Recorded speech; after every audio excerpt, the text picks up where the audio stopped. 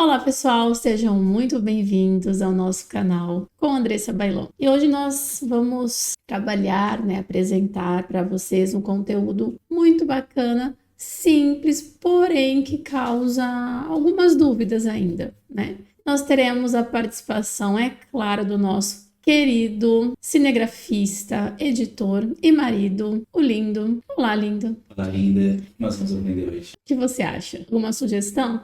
Não apenas, Logo, logo nós teremos outros vídeos que irão além da gramática, que você vai gostar. Vocês também vão gostar.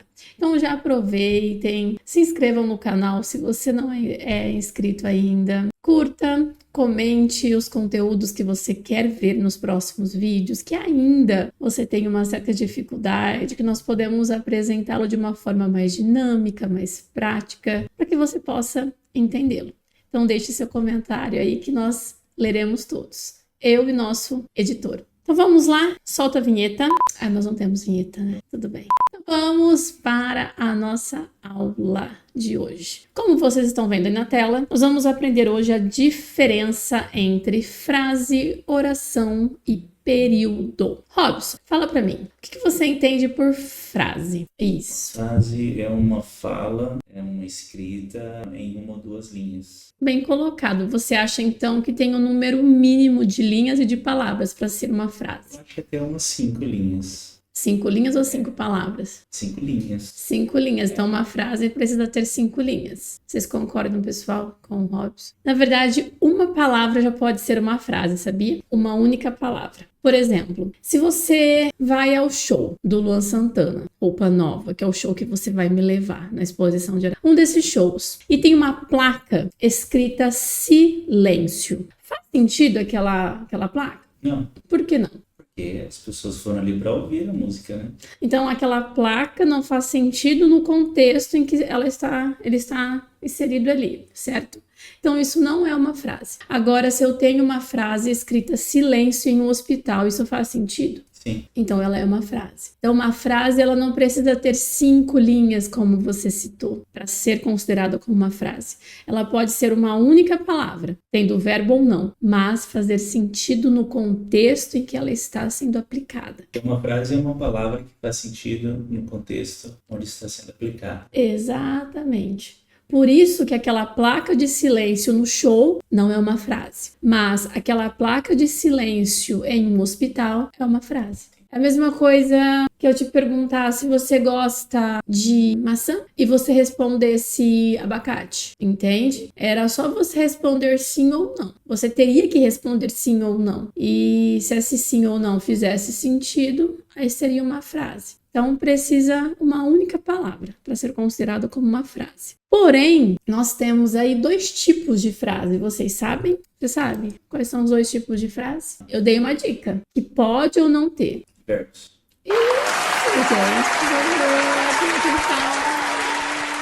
Está prestando muita atenção na aula. A frase, ela pode ser uma frase verbal, que é uma frase que apresenta verbo, ou ela pode ser uma frase nominal, uma frase que não apresenta verbo. É a única distinção que existe entre essas duas, frase verbal e nominal. Verbal com verbo, nominal sem verbo. E essa frase verbal, ela recebe um outro nome, que nós chamamos de oração. É uma oração, então, Robson? É uma frase que você recebe um verbo. Isso, que você encontra um verbo, exatamente. Por isso que as orações da igreja têm esse nome, dependente da religião que você vá. Por exemplo, aquela oração mundial do Pai Nosso. Pai Nosso que estais no céu, santificado seja o vosso nome. Olha quantos verbos tem aí. Seja, venha a nós o vosso reino, venha. Então, todas essas orações, elas possuem verbos. Então, por isso que são chamadas de orações. Então, só resumindo até agora o que nós vimos até aqui. Uma frase, ela pode ser composta apenas por uma única palavra. Uma frase, ela pode ser composta por uma única palavra, porém, ela precisa fazer sentido no contexto.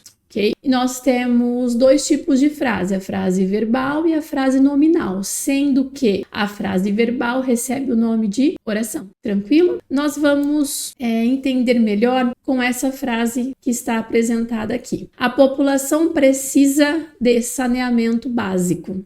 Qual que é o verbo dessa frase, Robson? Precisa, exatamente. E então eu tenho uma oração e ao mesmo tempo uma frase verbal. Queremos que a justiça impere. Nós temos 2 verbos aqui. Queremos e impere. E é aí que entra a distinção entre período simples e período composto. Então, nós já vimos frase, oração e período. Período é todo espaço entre a minha letra maiúscula e um ponto de encerramento. Você sabe quais são os 4 pontos de encerramento que existem? Ponto final, exclamação, interrogação E 2000 anos depois.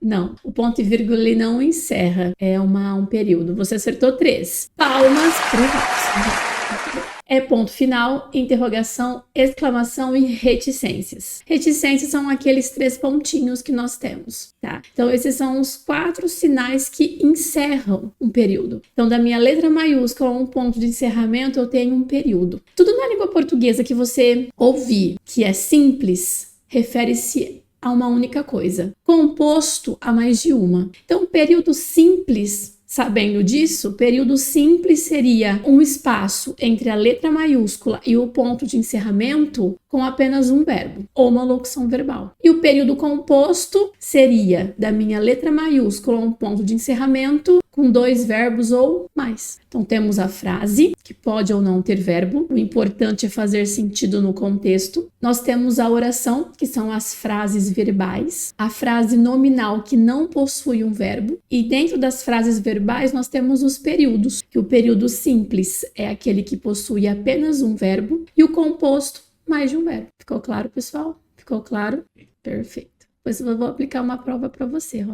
Olha aqui como ficou claro isso. 3 paixões governaram minha vida. Eu tenho apenas um verbo aqui. Da minha letra maiúscula, meu ponto de encerramento, que é o ponto final. E outra frase embaixo, vou trabalhar cedo amanhã. É uma pergunta. E eu disse que período simples, ele é apenas um verbo. Por que eu coloquei vou trabalhar como período simples se tem 2 verbos? Porque eu consigo trocar esses 2 verbos por um. Vou trabalhar cedo amanhã é uma locução verbal, que é composta pelo verbo auxiliar, que é o vou, que indica o tempo, e o trabalhar, que é o verbo principal, que indica a ação realizada. Então, neste caso, eu consigo trocar esses 2 verbos por um, que fica trabalharei. Então, quando eu tenho 2 verbos que eu consigo trocar por um, ele continua sendo o período simples. Olha que incrível. Então, por exemplo, vamos fazer um teste aqui com o nosso cinegrafista. Cinegrafista e editor é a mesma coisa?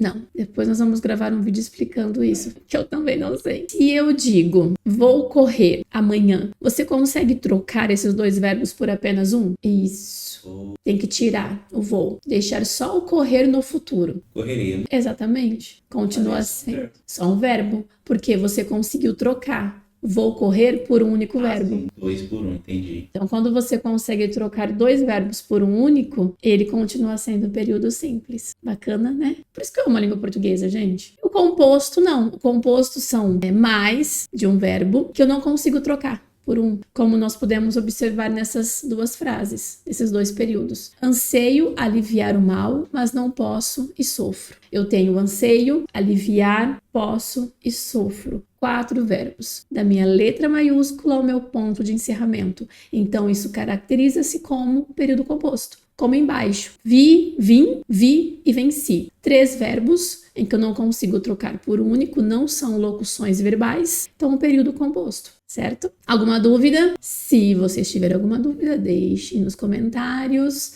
Lembrando, se inscrevam no canal, ativem o sininho, ainda tem sininho, Robson, para vocês receberem todos os vídeos diários do nosso canal, ok? Então, continuando, vamos fazer um teste com o nosso cinegrafista. E nós temos uma anedota. Para quem não sabe, anedota são piadas. O menino vem correndo e diz à mãe: mãe, você é uma mentirosa. Mas por que você disse isso, meu filho? Você disse que meu irmãozinho era um anjo. Eu joguei ele pela janela e ele não voou. Você coloca risadas engraçadas depois, Robson? Como nós podemos observar nessa anedota, nós temos vários períodos, da minha letra maiúscula ao meu ponto de encerramento. Vamos analisar esta segunda fala. Por que você diz isso, meu filho? Lembrando, pessoal, que é uma linguagem informal, é uma conversa. Então, sendo assim, há palavras que não estão grafadas de acordo com a gramática. Okay? Esse porquê, por exemplo, ele precisaria estar separado. Entretanto, ele está junto por ser uma conversa aqui informal. Mas por que você diz isso, meu filho? Neste período, nós temos um verbo apenas, que é o diz, da minha letra maiúscula do mas até o ponto de interrogação. Então, tendo apenas um verbo, esse período ele é simples, caracterizado como simples. E já no próximo, você disse que meu irmãozinho era um anjo. Já esse período, a minha letra maiúscula, meu ponto de exclamação, possui, essa frase, ela possui dois verbos, o disse e o era. Sendo assim, ele é caracterizado como período composto. E o último, eu joguei ele pela janela e ele não voou. Então, aqui também nós temos um período composto, classificado como composto, por termos dois verbos também, o joguei e o voou. Então, acredito que tenha ficado claro esse conceito, essa diferença entre período simples e composto. Como nós estamos usando tipos de frases, os tipos de períodos que existem, vamos relembrar a linguagem formal e informal que nós utilizamos nas frases. Lembrando que a linguagem formal, ela está de acordo com a norma padrão da língua portuguesa. É aquela linguagem que nós aprendemos na escola, nas aulas de gramática, como devemos escrever, como devemos fazer uma redação com todas as concordâncias, regências em ordem. Já a linguagem formal é aquela que nós utilizamos no dia a dia, com o nosso amigo, com a nossa família, nada muito formal. Por exemplo, o primeiro caso. Vou perguntando, você acha que se é formal ou informal? Combinado? A gente tá muito cansado. Informal. Muito bem. Nós estamos muito cansados. Formal. Caramba, tô perdido e não sei chegar no hotel. Informal. Por que você acha que essa frase é informal? Do caramba. E do tô. Tô. Seriam gírias, né? O caramba, sim, é uma interjeição. O correto seria estou. Nós temos esse vício ao nos comunicarmos de abreviarmos algumas palavras. O pra, que é para, o pro, que é para o, e assim por diante. O tá, que é o está. Sempre que se abrevia é informal. Informal, exato. E lembrando que não existe a linguagem correta da língua portuguesa, né? Todo mundo fala, a linguagem formal é a correta, informal é a... Enfim, não tem. Existem situações inadequadas. Você pode sim utilizar a linguagem formal se a situação te proporcionar isso. Se for uma conversa entre amigos, não há nenhum problema você fazer uso da linguagem formal. Agora, se for uma entrevista de emprego, por exemplo, você não pode chegar no seu empregador e dizer, e aí, cara, beleza? Vim aqui para uma entrevista. Abreviar e usar gírias. Isso. Então, não há a linguagem correta ou incorreta. Existem situações inadequadas. Entendi. E adequadas também. Muito bem. E aí, como você anda? Formal ou informal? Informal, exatamente. O correto seria olá, como você está? Muito bem. Depois dessa, qualquer concurso que você fizer, você vai gabaritar, meu querido. Em uma conversa de WhatsApp, por exemplo, Robson, você acha que qual que é a linguagem mais adequada? Depende com quem você está conversando, tá? Igual aqui eu coloquei algumas mensagens de Uber, do aplicativo Uber, que as pessoas estavam conversando com os motoristas. Primeiro ali, oi, boa noite, atropelei uma capivara. Vou ter que chamar o Ibama. É sério? Sim, infelizmente. Vai demorar muito? Nossa, moça, arrebentou meu para-choque. Então, se você observar aqui, tem vários erros ortográficos, tem vários erros, não tem pontuação alguma. Aí alguém vai falar, nossa, ele deveria ter usado aqui uma linguagem formal. Deveria, porque ele não conhece essa pessoa. Ele não conhece a quem ele está se dirigindo, ele não tem intimidade com quem ele está falando. Então, nessa situação, sim. Agora, uma situação em que você conhece a pessoa, que você tem um grau de intimidade maior, tem esta última, que é bom dia, qual é o nosso destino? Bom dia, não acredito em destino. Então, aqui tem essa ambiguidade na palavra destino. Destino seria destino para onde o motorista levaria o passageiro e tem esse destino de vida. Então tem esses dois sentidos. E ambos os textos que eu apresentei, então nenhum tinha intimidade com quem estava falando, então seria necessária aí uma linguagem mais formal. Mas lembrando, pessoal, como eu citei e repito, há todo um contexto social, um contexto histórico, e não cabe a nós julgarmos quem escreve certo, quem escreve errado. O que importa mesmo é a comunicação. É a comunicação para que ela seja efetiva, para que ela realmente aconteça. Não adianta eu querer falar muito difícil com vocês, ou com meu marido, ou com os meus filhos, ou com os meus pais, para mostrar que que eu conheço muito da língua portuguesa e não haver a comunicação necessária. Há um bom senso em tudo, principalmente na comunicação fazendo uso da língua portuguesa. Espero que vocês tenham gostado. Gostou? Lindo? Aprendeu? Aprendi. Perfeito. Excelente. Então, recapitula para mim o que é frase. Frase é uma ou mais palavras, desde que faça sentido em um contexto. Contexto, perfeito.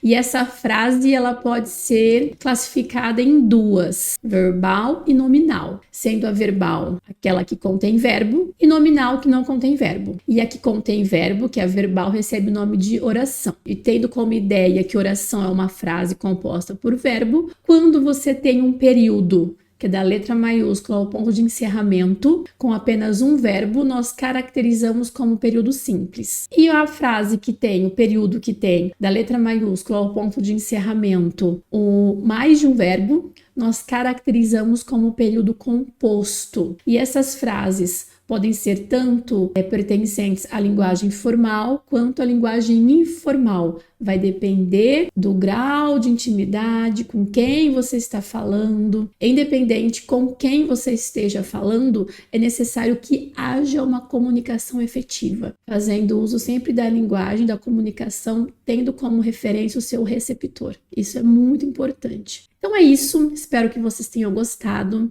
Não se esqueçam de se inscrever no canal, deixar um like e comentar sobre os próximos vídeos, os conteúdos que vocês querem ver, tá bom? Um beijo para vocês e até mais!